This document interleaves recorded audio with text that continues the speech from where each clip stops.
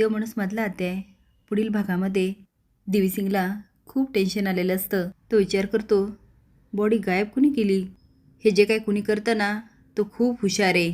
Tempo तर मंदिराजवळ लावला होता, म्हणजे तिकडेच जाऊन बघावं लागणार.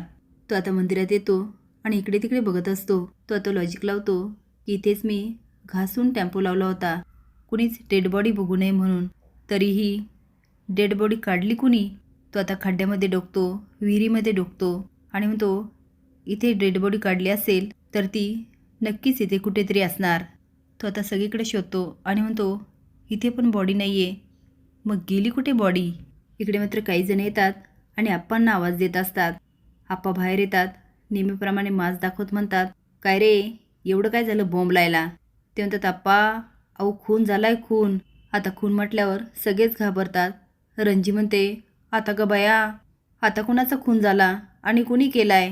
लाली बघायला लागते, पण तेवढे ताजी म्हणते, कुणी केला म्हणजे? अगं त्याच मुर्द्याने केला असणार. अगं मी सांगते ना, असाच तो गावामध्ये एकाचे मुर्दे पाडणार.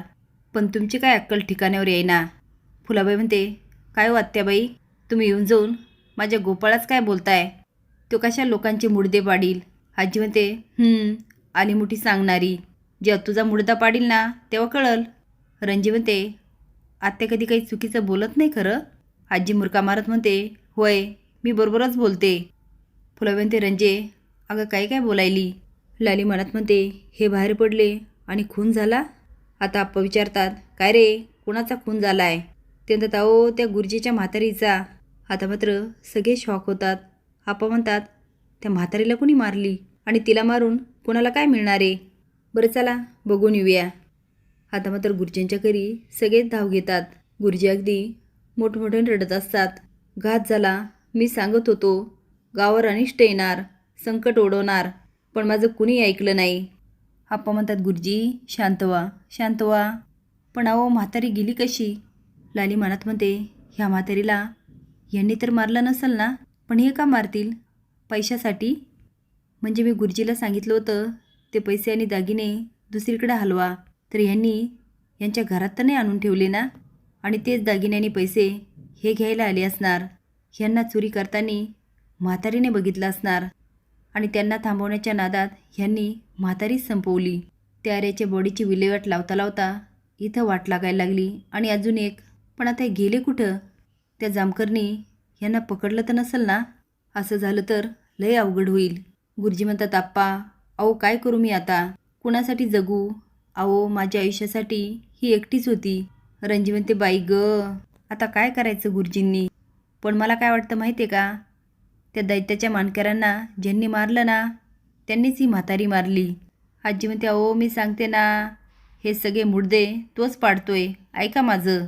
एवढं सगळं खरं ऐकून लाली बघत असते.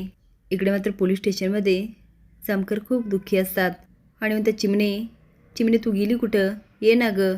सुधाकर म्हणतो, साहेब तुम्ही काळजी करू नका, अहो येतील त्या. जामकर म्हणतात, सुधाकर कधी येईल माझी चिमणी? अहो ती रागवल्याशिवाय माझा दिवस सरत नव्हता. ती एखाद्या आईसारखी कायम माझ्यावर ओरडायची आणि प्रेमही करायची, काळजीही करायची. माझ्या जीवनामध्ये तिच्याशिवाय कुणीही नव्हतं. जामकरला पहिल्यांदा असं बघून सुधाकरलाही वाईट वाटतं. आता त्याला जामकरची कशी समजूत घालावी हेच कळत नाही. इकडे मात्र देवीसिंग खूप सैरभैत झालेला असतो आणि आर्याची बॉडी इकडे तिकडे शोधत असतो. तो आता जात असतो, काही मुलांचा घोळका दिसतो. तो बघत म्हणतो, ह्यांना आर्याची डेड बॉडी तर दिसली नसेल ना? आता देवीसिंग पळतच तिकडे जातो आणि तिथलं दृश्य बघून बघतच राहतो.